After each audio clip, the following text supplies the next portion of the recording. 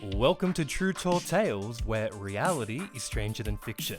My name is Sunny Boy, and welcome to another episode of Triple T. Now, we have a new guest here. He is one of the nicest people I've probably ever met in my life, with a heart of gold, and if I can be anything like him, then I will be a good person. He basically was like a father figure to me when I was younger, and basically raised me. So today we have on the show none other than my brother, Warren.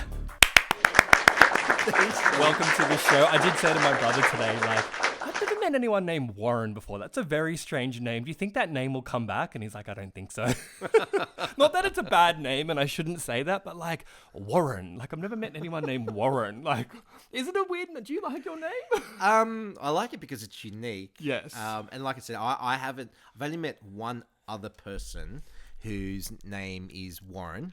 And we saw him at a store, and he spelt his name completely different to me, with a Woran, and I was like, Warren? Oh, wow, that's unique spelling. He goes, oh, yeah, my parents didn't want the original spelling of Warren, which means rabbit's burrow.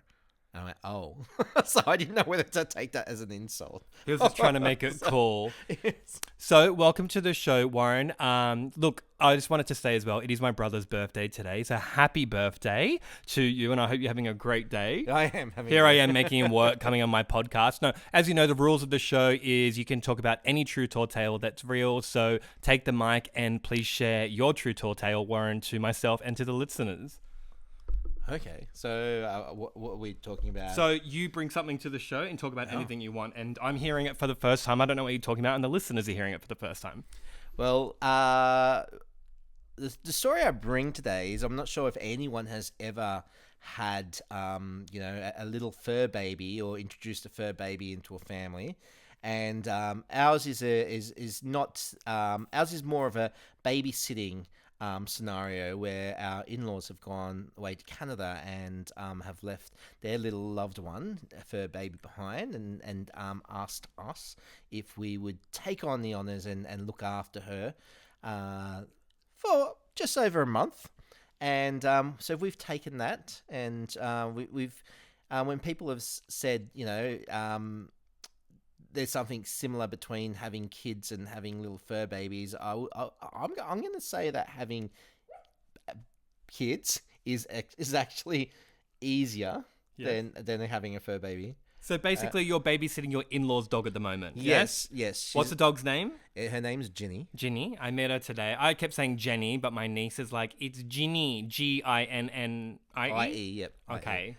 And she's a little cavoodle. She's such an adorable dog. Loves attention, loves people, wants to be needed. So I would say on the first night we had her, we were all excited. So, but I don't think any of us, my wife and my daughter and myself, knew what we were in for. I think the whole idea of having a little puppy is great, and exciting, but it's a full-time job. It's full-time attention. I've never been, apart from having Chloe as a child, I think having Chloe was much more easier than having a dog because I'm tired. I'm literally exhausted. This dog was keeping me up, awake all night.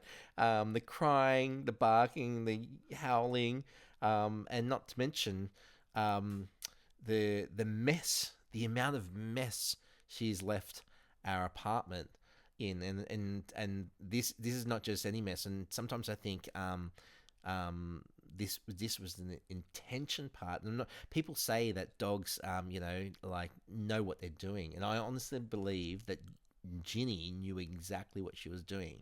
Now, we had her on the first night, and there's particular training methods that we had to follow by, which my mother-in-law said she must sleep in this little crate, this pen, and you must do this and feed her, and certain amounts of food, and it's very restrictive. So, and we thought we'd follow that, we'd follow that, but then I think we strayed with a few things that we thought, let's just give her a bit of chicken, or that type of thing, and they those things have come back to bite us big time. So what happened when you gave her chicken?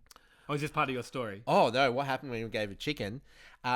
Ginny, we learned that cavoodles don't have good stomachs. They've got weak stomachs. Well, it looks like a little teddy bear, so it Yeah, doesn't even look like she looks it. like a teddy, but she spews like the character from The Exorcist.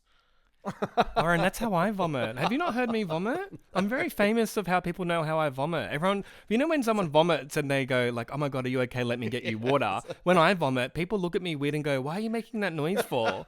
I sound like this. Oh! Anyway, go back to your story. So we found Ginny's vomit on the armchair of our lounge, soaking down, right? And then we found another vomit part behind the lounge, and that looked like that had been done previous to this other vomit. So that one was dried fresh. We were wondering what smells in our apartment. We're going, is it the dried dog food? And it is a dried dog food, but it had chicken bits in it that kind of went off. And we would ask my mother-in-law. My mother-in-law would inspect the vomit and goes, I've never seen that color before. Oh. So I was really fascinated in how well they know their dog. Of course. It's like, you've never seen that color in your dog's vomit. And look, the first night, like I said, let's go back to the first night, because the first night was our true test. And, we did everything right. We put her in a little dog pen. We zipped it up. Now, this dog pen, I'll describe to you. It's just a little mesh material dog pen with like her little dog bed in it, and she's got a dog toy which has a heartbeat that we turn on, and it's actually a little lamb, and she hums it. Wait, so the dog has a little heart toy that beats to make her feel safe and secured. Yeah. Wow, dogs are like I haven't had a dog since growing up with our family, but that's crazy. That's so upgraded. It's meant to make him good, but instead she's humping it. Well, we've had to stop her. Because at first I thought it was hilarious, so I kept filming her and thought it was the funniest thing ever. That's you're so related to me. And then my mother-in-law said, no, you have to stop her from doing that. And so I sent all these videos to Canada saying, look at your dog. Anyway, he was slightly... All right, you're laughing so much, we can't understand you. But anyway, so that first night we did everything right. We put her in the pen and everything. And, she went a bit crazy. She went like a wild animal in the pen, wouldn't sleep, wouldn't everything. And she scratched her way out of it. And she wrecked it. She tore it apart. And so she tore a hole in it, and she came running out, and then we could hear her running around in the apartment, and Claire's gone out. She's escaped, and found the big hole in it. So we put that hole against the wall, and then we thought, I'll go to bed, and a couple hours later we can hear her running around. She's done it again. Oh, really? It's like ripped another hole. Is this the first night? This is the first night. Wow. So she's ripped all like hole, and we like, so we rang her mother-in-law and said, oh yeah, oh sorry, that time when she ripped the second hole. Right, because we were so tired, we went to bed and everything. But when we woke up in the morning, discovered she was out, and we saw the other hole. Oh my God, the lounge room was a minefield of shit. Oh no! She had pooed in every part or spare part of our apartment where you could just walk in. And when we woke up, we were just like our expressions, even Chloe's, was like, what's going on? It was like, that, I don't know, we got a sense that like we've been invaded or we were robbed or something. And we just got this little cavoodle who has walked in her own shit around the entire apartment, and then put it on our lounge, and little paw prints all through the carpet and everything. And we were just like, oh, no way. Like, this is crazy. And the shit wasn't just dry pebble shit, which we were told, right, that she poos well. It's easy. It's always nice little pebble poos. Cavoodle poos, okay, you can just pick it up. This is how it was sold to you, was it? But it wasn't. It was the sloppiest shit that I was seeing. And I just thought, what the hell? And this dog is running around. And then she was so happy that she did a nice deed for us. But I actually think that, that she was in my mind, I was trying to read her mind going, why are you so happy? And it was more like, haha, don't put me in that pen again. I'm gonna mess your freaking house up. I was like, so that morning we had to clean up, and Claire had to take the day off work as well to help out, because we were just scrubbing the floor and it smelled. And she not only shitted everywhere, she pissed everywhere. And we put down the piss mats, the what do you call them, the dog piddle mats, whatever. Did she piddle on them? No. She piddled beside them. I was like, this was crazy. But anyway, so we cleaned it up, right? And we thought, and then my mother-in-law decided to call up, a pet place to order another pen for her. And we were worried, she's going to rip it up again and stuff like that. So this time we thought, we wouldn't put her in a pen. We've got a gate, this little high gate, and it's as high as our kitchen bench, and it's standing over there in the hallway now and looking at it. And I thought what we'll do is, she obviously doesn't like the pen. This is why she's scratching it. And then my mother-in-law just bought a brand new one. And we weren't going to have her wreck it for the second night. So we thought, well, why not? I came up with the bright idea. Why don't we cordon her off in the kitchen? Use the gate. Cordon her off, like these gate things. There's you have them for little kids as well, toddlers. Mm-hmm. But this one's big enough for a pet. So we cordoned her off in the kitchen, right? And I've made her little bed right in the kitchen and everything. So that night, tiles as well. Yeah, not tiles. So So easy to clean up. Yeah. That night she actually slept all right. And I thought, yes, it worked. She slept, she cried a little bit. She howled a little bit and everything. And I could hear her little toes tapping away on the tiles, claws there. And then you'd hear her jump every now and then, and the jumping would go on forever. And I was like, far out, go to bed, dog. And I just said to Clay, do not go out there. Do not go out there. Don't go out there.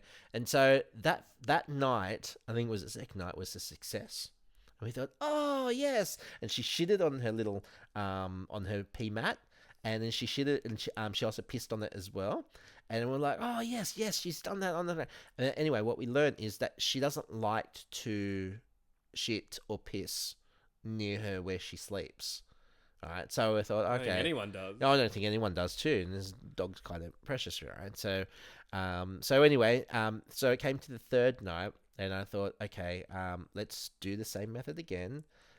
Put her in, and we've even got a Google camera which watches her.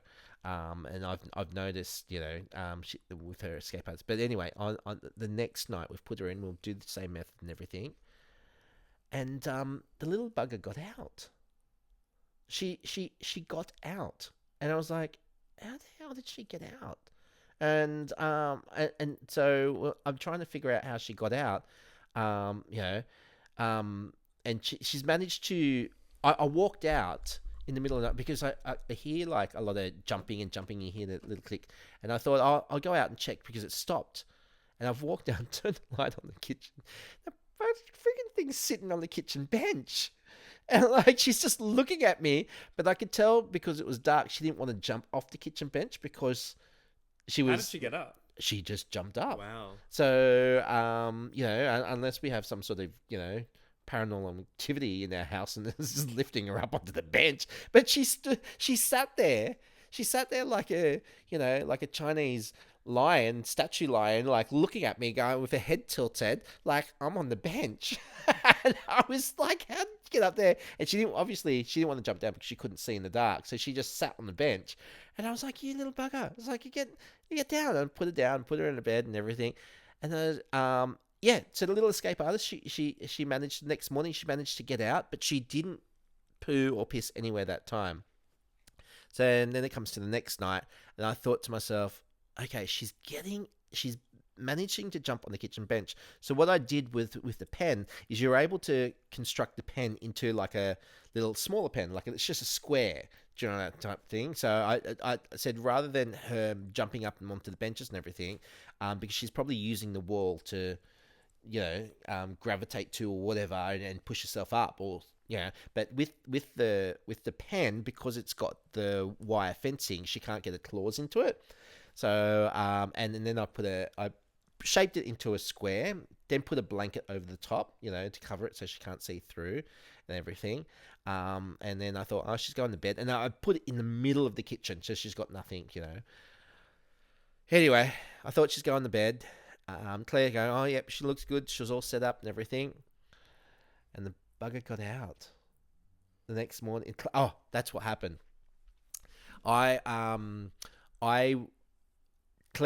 Chloe wanted to sleep with Claire in our bed, so they went to bed downstairs, and I went up to Chloe's room and slept in her bed. And in the morning, because it was a late night trying to get her in, because she just going, Ginny, shh, darling, go, shh, it's like a baby, like quiet, because we're worried about the neighbours hearing us because we live in an apartment. And then in the morning, and it was like 6 a.m. Chloe runs up, bursts the bedroom open, and goes, Dad, Ginny got out again, and she pooed everywhere. Oh no.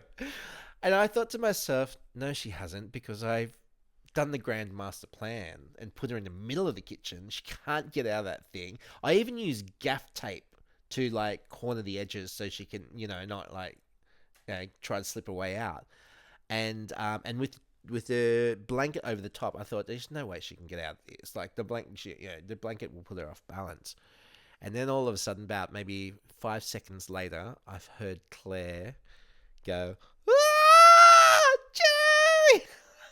And that's when I knew, oh, far out, this must be true. So I run downstairs, and it was worse than the first night. It was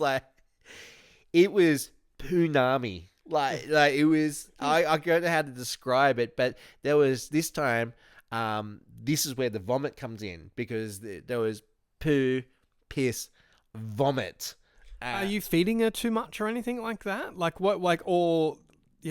you feeding what the in-laws gave you? Is it the diet? Well, apparently she just eats kibble. And so, Claire and I, we thought, oh, that's a bit cruel. You're just giving her kibble. Is that kibble? Kibble's just dried dog food. Oh yeah. Is that all she eats? It's just kibble. And apparently, yeah. And they've been told by the vet, this is all you give them is kibble.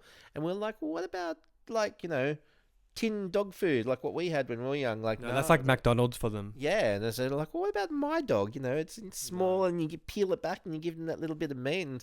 But that was the night when Claire cooked up a little bit of chicken and gave her I'm not talking about tiny bits into a little kibble, and she gobbled it all up. But that's why we paid for it, because that came up. I'm talking about big spew. This is you would not expect that sort of spew to come out of a small dog. That's why I called it the exorcist spew, because I was and not only that, how much shit she had piled up. So I didn't know whether that was diarrhea. Yeah, it was all soaked in the carpet, and the worst thing for us, Sonny, was we had a house inspection due on the Monday. Our real estate was coming over. We asked permission for us to have the dog, and we said we're only minding it for 4 weeks, just a bit over. And they said, yeah, that's fine. But that's good. Other people don't even do that. So, but there was no way.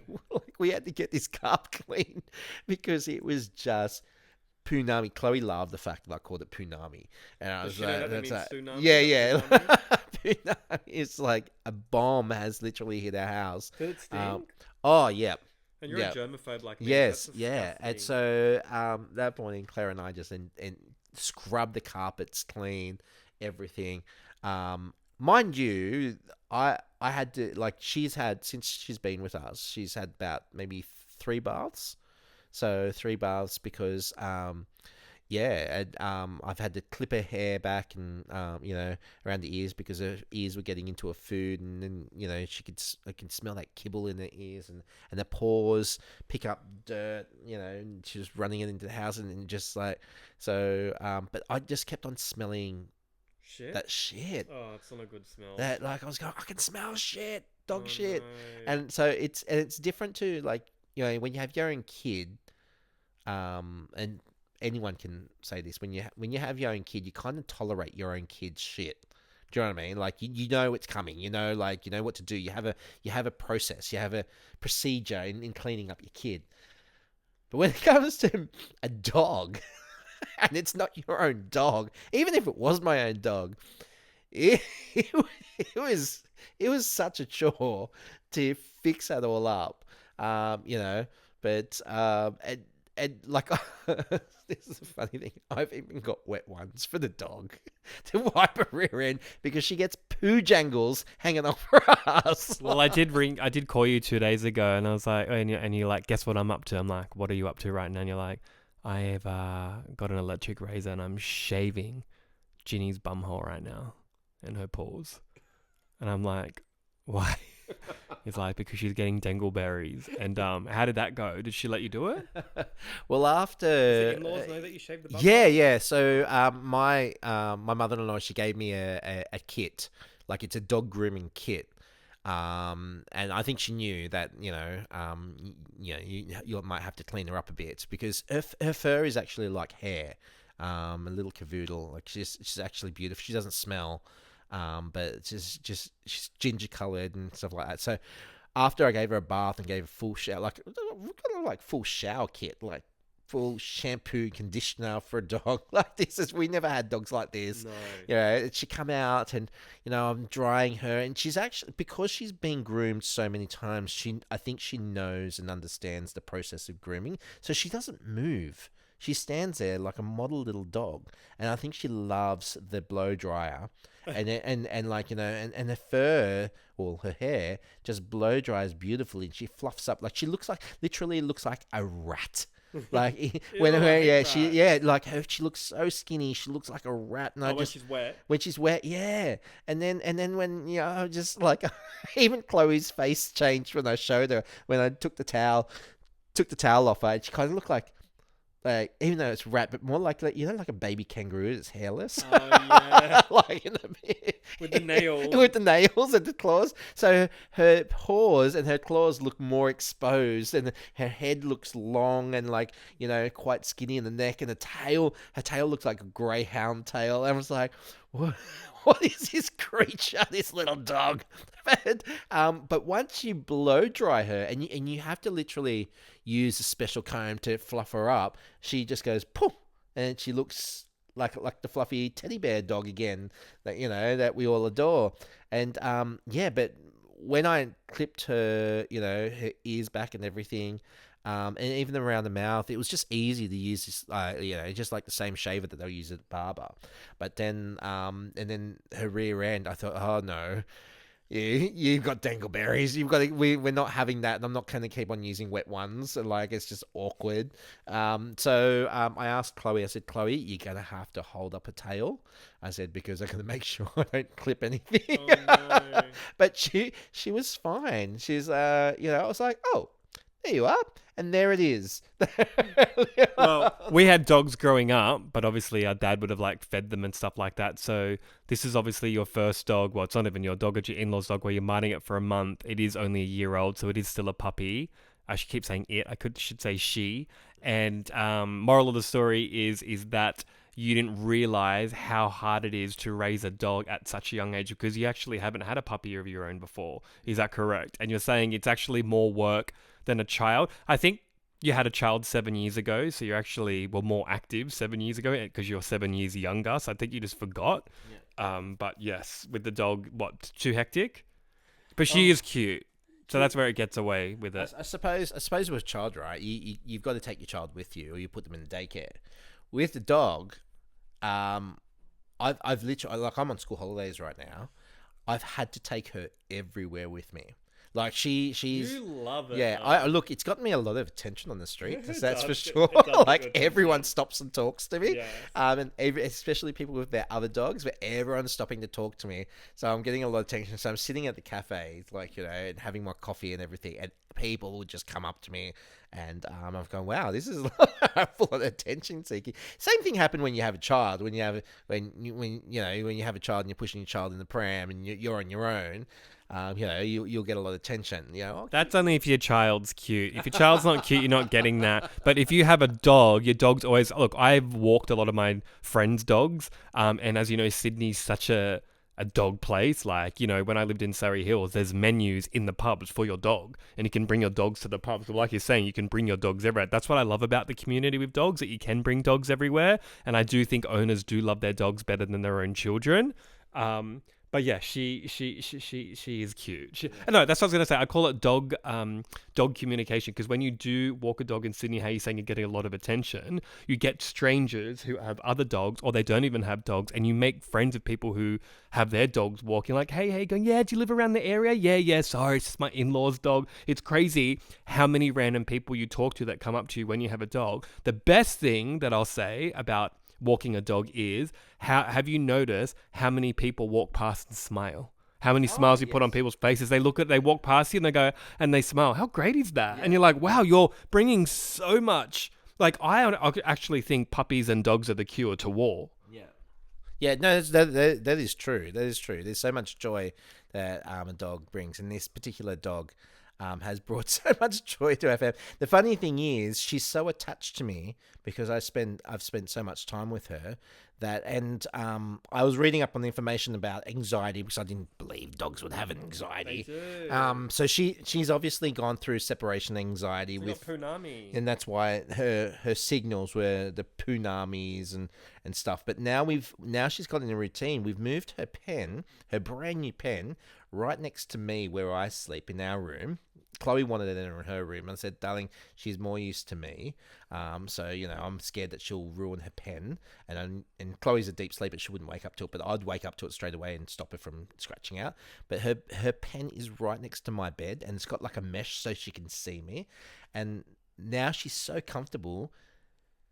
A few nights I've had to put her in and settle her down, and she sleeps in her own little cushiony fluffy bed, and I zip her all up, and she don't hear a peep. She'll give a little like a little bark, like when she wants to go to the toilet. She'll go, like and she'll scratch, and that's how I know she won't go to the toilet. So I'll take her at the back, and we've got one of those grass wee mat things that she'll sit on it, she'll do a couple of circles, and then she'll squat, and then she's fine now. She's fine, and then she'll go back in, all right, and then she'll go back to sleep. Like she'll go to sleep when we go to sleep, or if we wake up, she'll want to wake up. So and she follows me around like anything. Like she's always at my feet. Like I'll go upstairs. I've even tried to race her upstairs and try to hide, and she'll come find me. You just see. He loves it. Listen to him. He loves it. Because I'm trying to I was trying to figure out, like, out of the three of us, she loves all three of us, but I think in this situation she sees me as her master at the moment. Well, we all know who the master is. Who feeds her? Well, Claire does. I feel. I may have been part of the problem. Maybe I gave her a bit too much. No more Poonami. So, my mother-in-law was onto the case. She'd be like, "Did you give her anything else?" And I'll be like, "No." So I'll look at Claire and go, "We think we better listen to your mum."